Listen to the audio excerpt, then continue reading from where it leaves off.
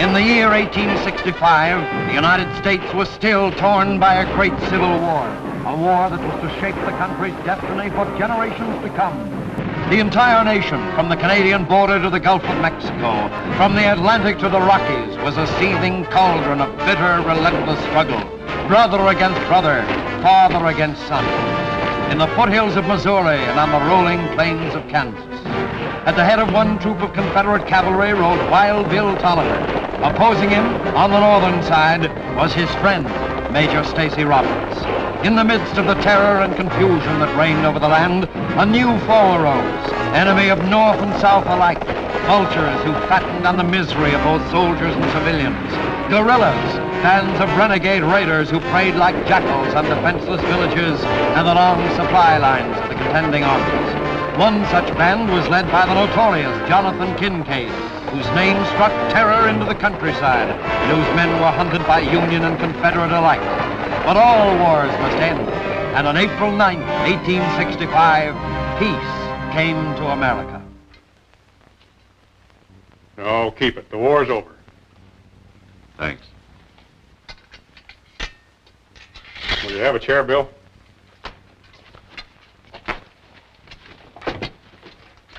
A lot of things have happened since we were at West Point.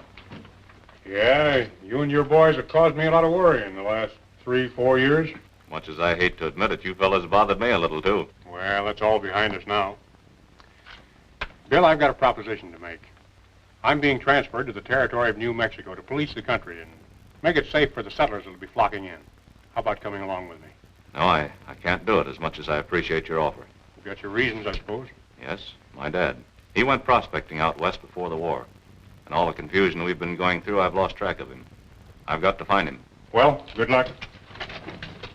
Same to you, Stacy. You know, we've traveled farther and seen less. Why don't we stop and rest a while? Sounds good to me.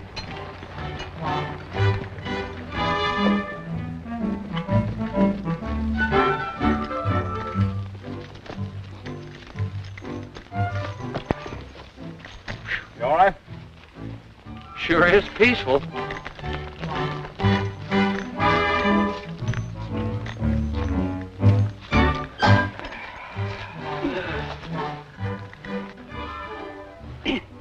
Yes, sir. It's plumb restful. Yep.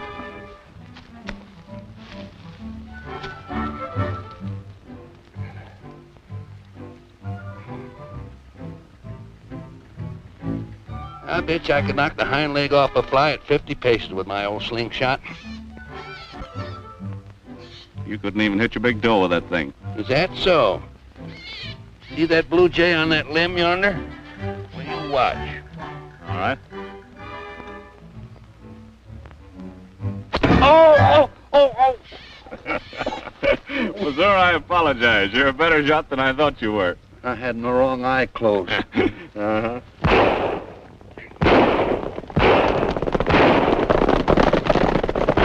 Hey, Missouri, those odds are a little uneven, aren't they? Yes, you think we ought to... Do something about it? You bet.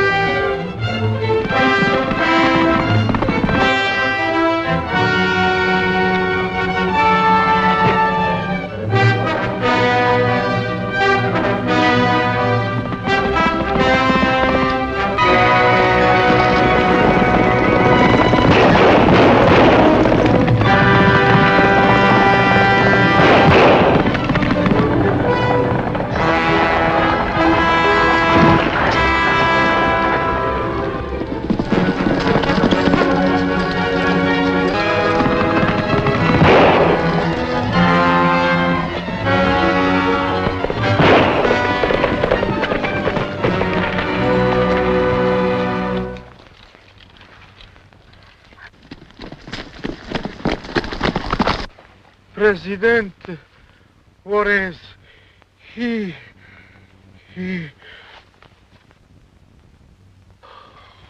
Oh.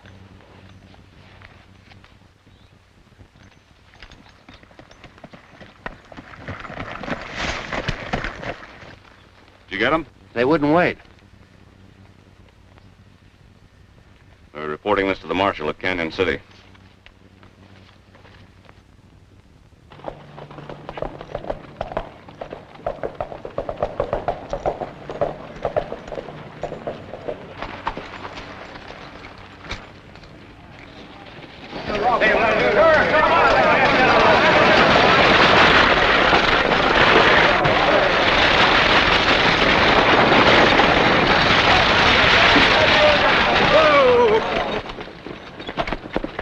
Quick work, mister.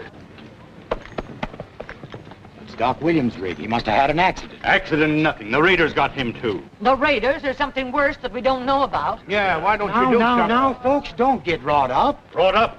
It's time someone got wrought up. People taken from stagecoaches, others from the ranches. Last night, Jim Coulter taken from his home at the end of a rope, and now Doc Williams is yanked out of his rig and vanishes into thin air. Well, I'll do what I can to get to the bottom of this thing, folks.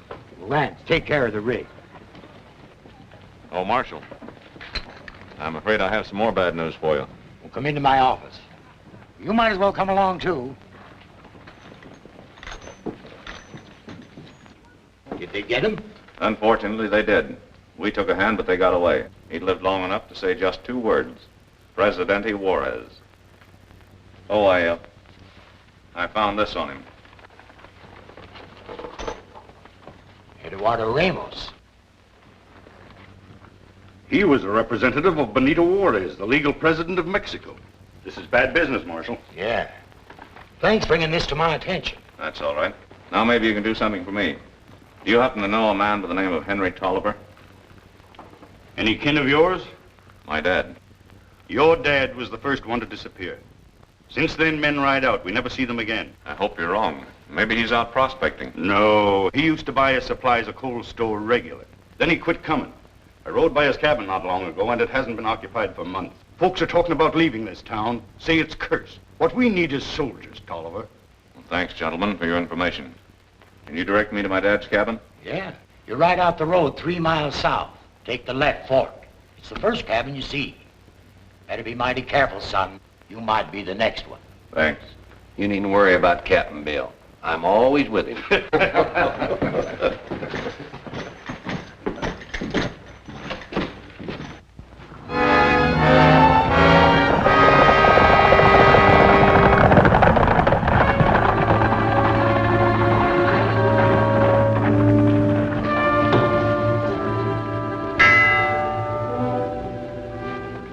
For the Empire.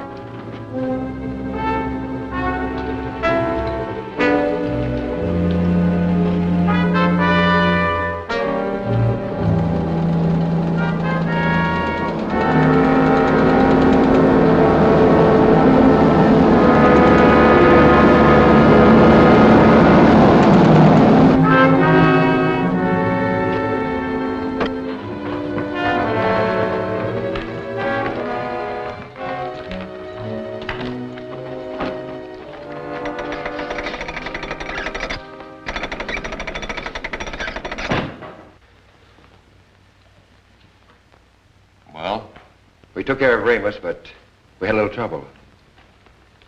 Soldiers? No, 2 strangers dealt themselves in. What about the girl who was with Ramos, Consuelo Ramirez? Ramos was alone. You must stop that girl, Kincaid. Consuelo Ramirez is Juarez's most trusted agent.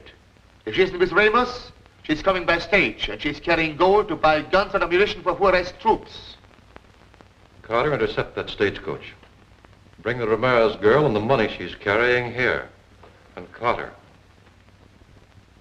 don't miss this time.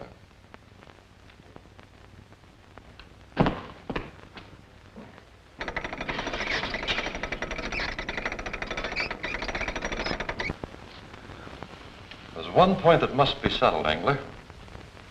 Will the Emperor Maximilian meet my demands if I help him wipe out Juarez? Don't concern yourself with the Emperor. Your dealings are with me, and the price you ask is agreeable. Benito Juarez has his back to the wall. When the time is ripe, you and your secret army will then... I know. Stab him in the back.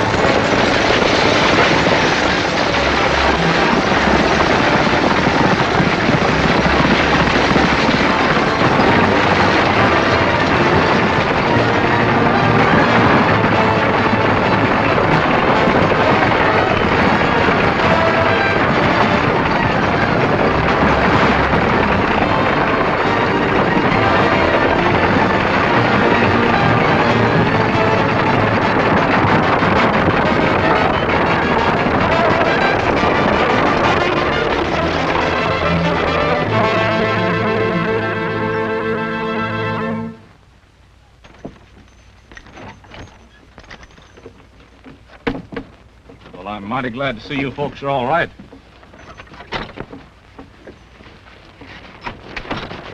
Our thanks, Senora. Tolliver, the bandits must have thought the stage was carrying heavy mail to make a raid in daylight. Oh, they weren't after the mail, Senor.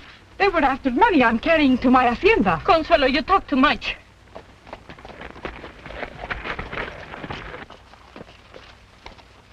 This is Missouri Benson, Miss, I'm Consuelo Ramirez, and this is Doña Maria Vargas. Howdy, ma'am.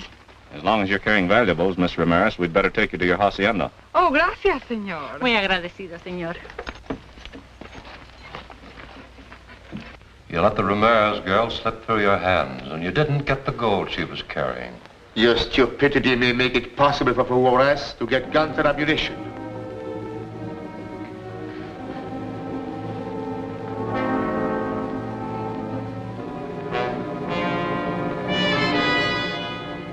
It wasn't all my fault. I've always followed your orders, you know that. No.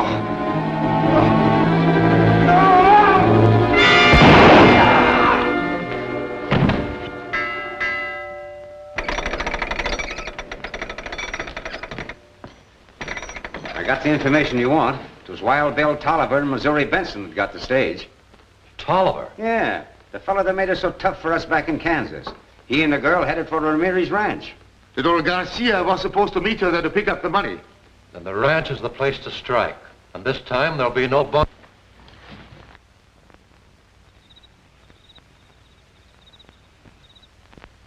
That is the picture, senores. Juarez is the flickering flame of liberty in Mexico.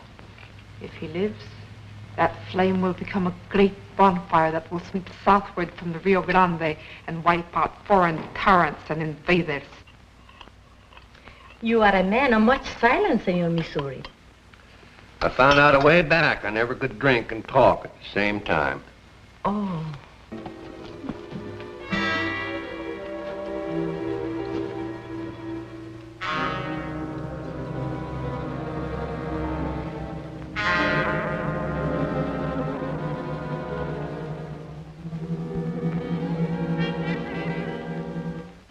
We have some fine old brandy. I think you'd enjoy it. Oh, no, thanks. I don't. We'll only be a few minutes. Maria, come with me.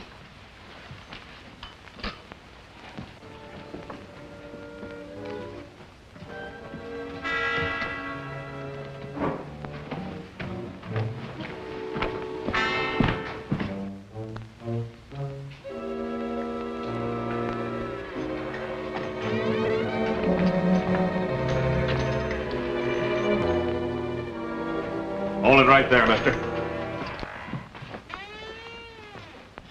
Oh, no. This is General Garcia, one of President Juarez's most trusted advisors. Oh, my apologies, sir. It is a consequence, senor. Consuelo, our meeting. The gentlemen, do they... Oh, allow me to present Senor Tolliver. General?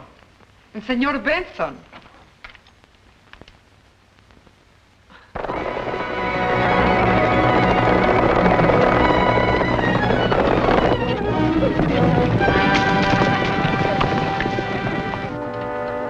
California, this will buy much-needed arms and other supplies. On the hill, a band of horsemen. Blow out the lights.